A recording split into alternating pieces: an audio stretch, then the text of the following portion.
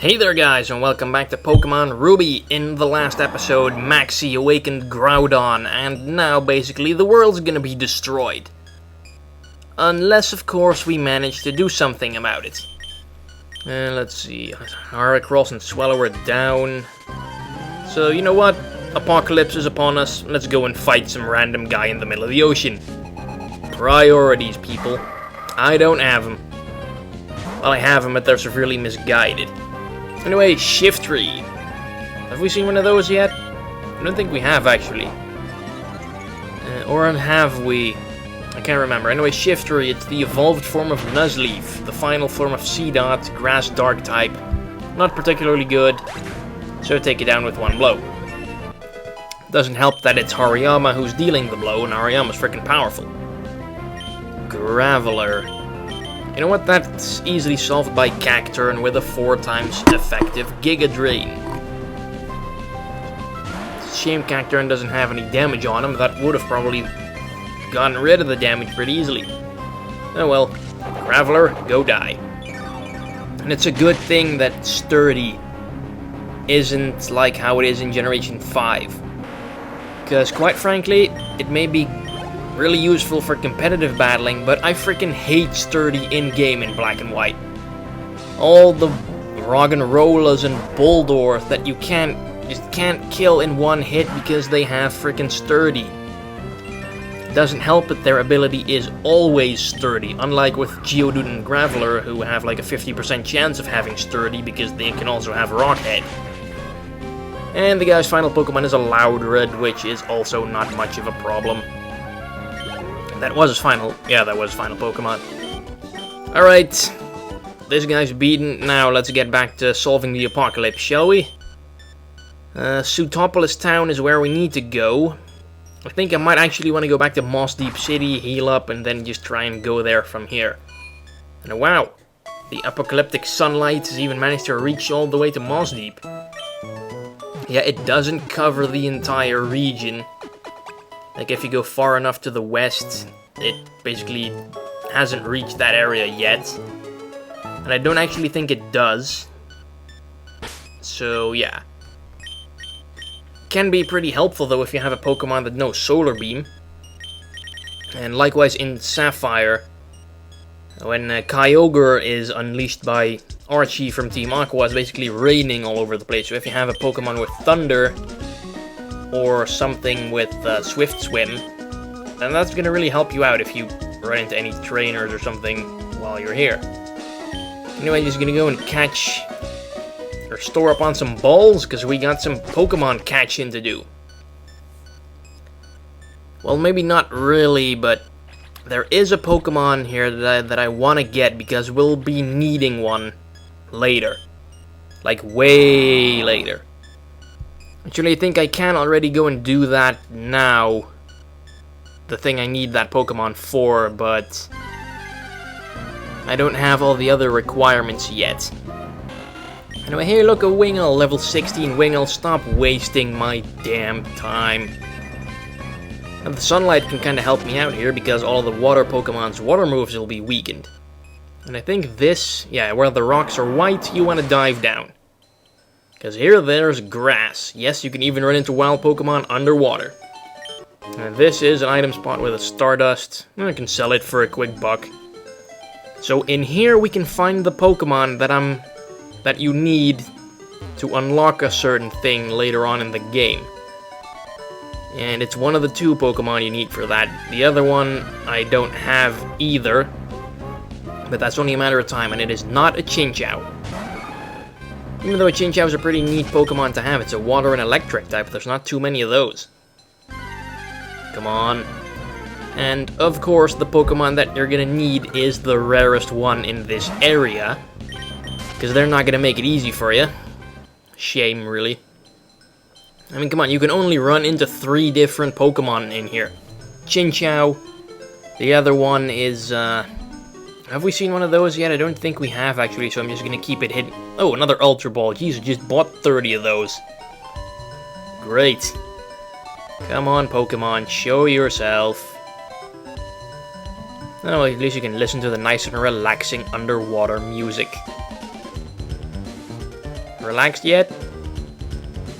I can't hear the audio of the video when I'm narrating, so I have no clue what the music sounds like, because it's been a while since I've recorded this. Like 6 months or something.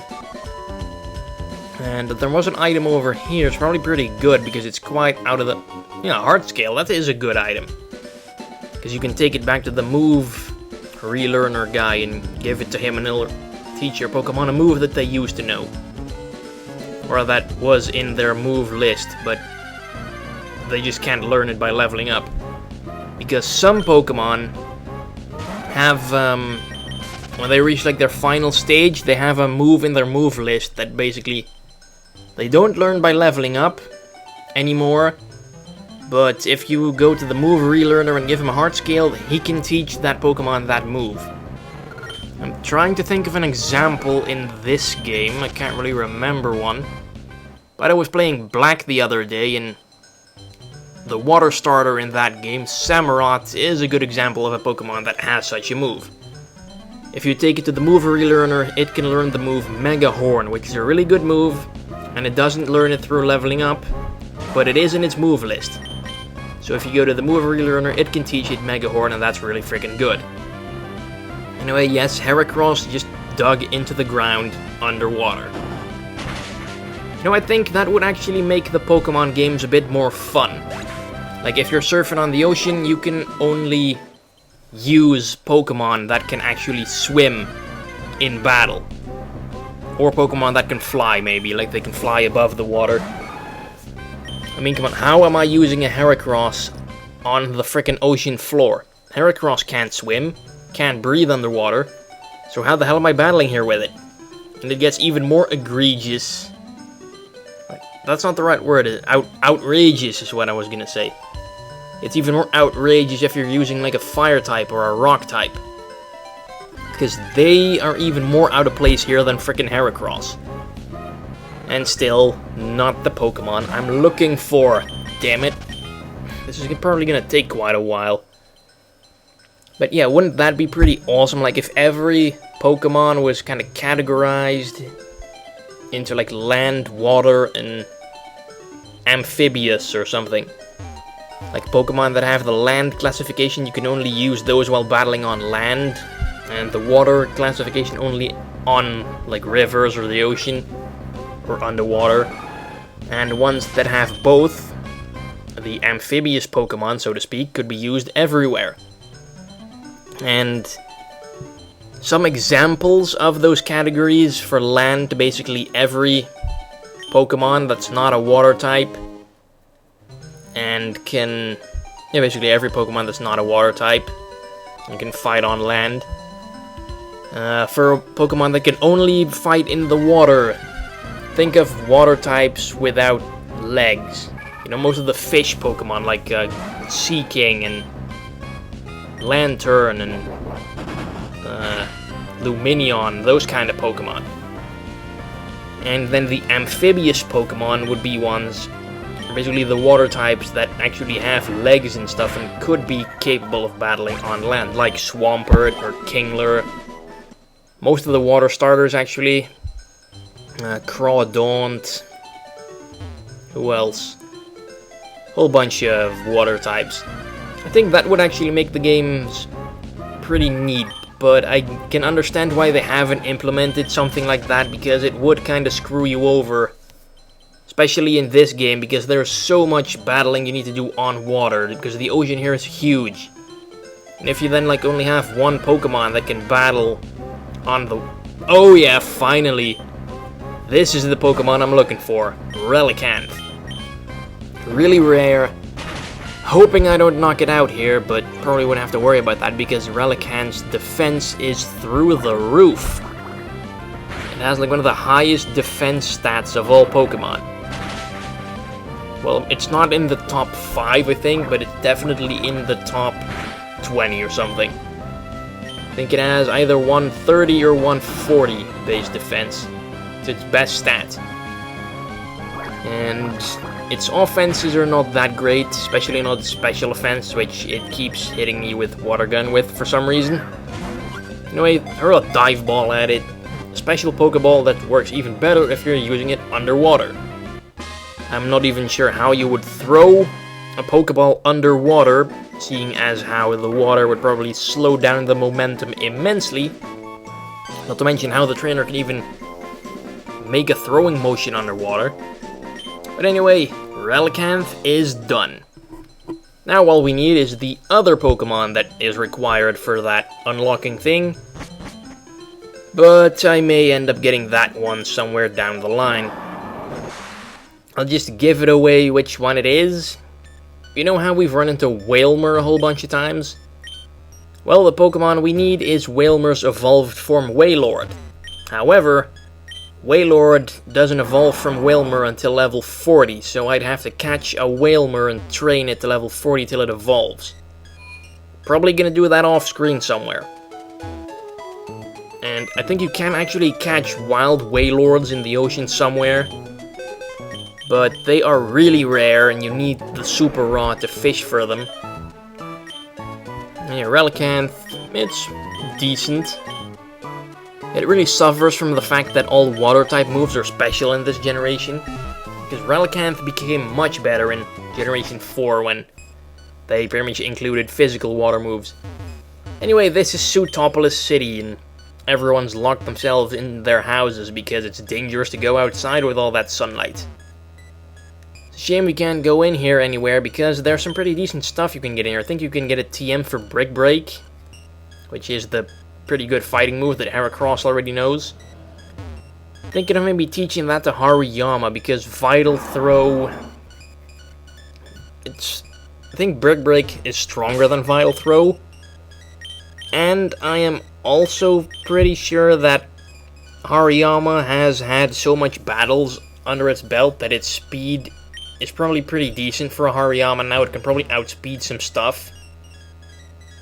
But with Vital Throw is always making it go last, it can outspeed stuff. So yeah, Vital Throw needs to go and Brick Break needs to get in. Now, hey, it's Steven and Wallace. Crap, we haven't met the other guy yet. Why am I saying his name already? Oh yeah, what my friend has to say, sure, why not? My name's Wallace, there. I said it. He's protector of the Cave of Origin. Pokemon emanating from the Cave of Origin. That's the red orb, yes it is. We got that on Mount Pyre way back. And of course, you know, hey, it's a 10-year-old kid, let's let him solve the world problem. But why does this sunlight fill us with so much dread? Because it's sunlight of doom. Soon all of Hoenn will be under its withering glare, and everyone will get cancer. It's like skin cancer, that's what you get if you stay in the sun too much without, you know, using lotion or something. You must go regardless of what awaits you in the cave. You'll be okay. Yeah, sure. 10-year-old kid. Bunch of... All my Pokemon are strong, but they're not legendary. And of course, they still manage to squeeze in frickin' Zubats in here.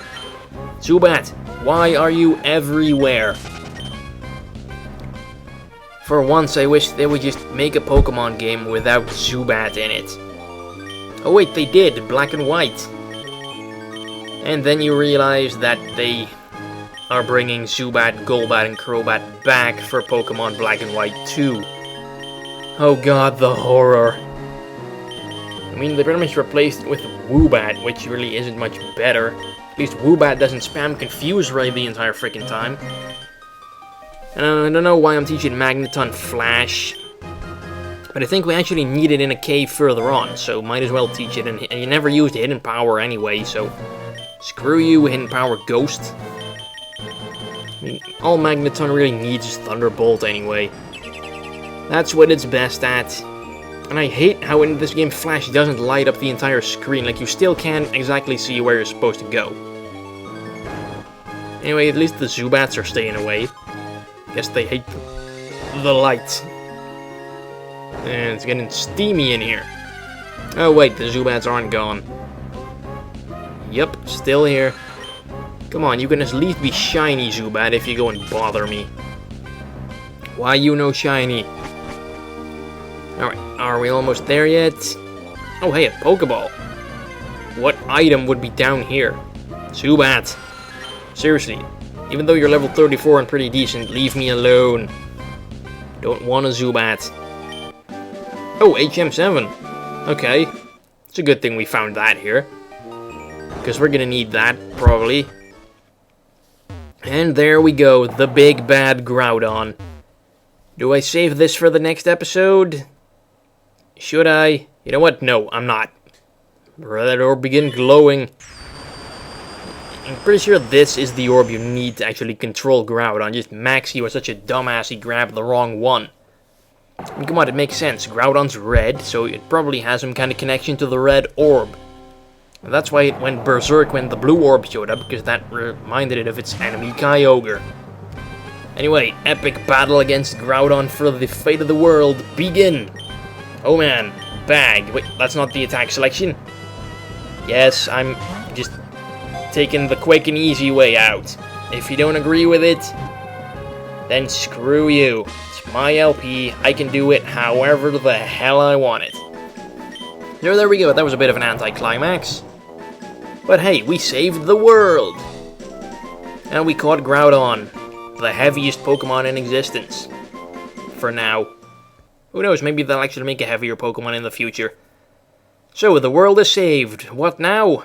Find out in the next episode of Pokemon Ruby. Thanks for watching. Bye-bye.